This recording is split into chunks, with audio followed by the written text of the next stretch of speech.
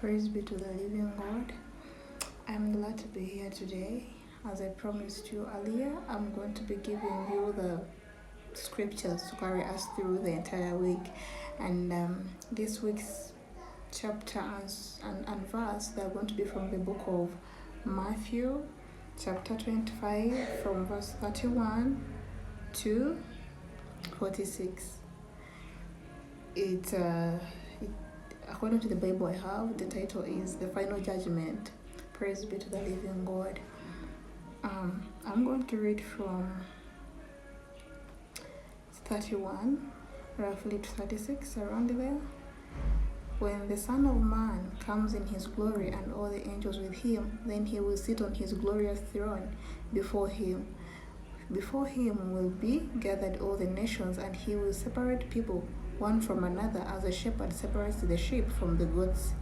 And he will place the sheep on his right, but the goats on the left.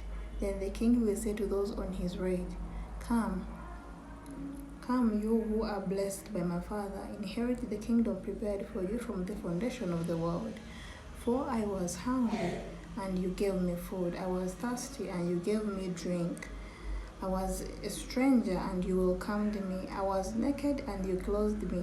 I was sick, and you visited me. I was in prison, and you came to me. Then the righteous will answer him, saying, Lord, when did we see you hungry and fed you, or thirsty and give you drink? And when did we see you a stranger and welcomed you, or naked and clothed you? And when did we see you sick or in prison and visit you? And the king will answer them, Truly I say to you, as you did it to one of the least of these my brothers, you did it to me. Praise be to the living God.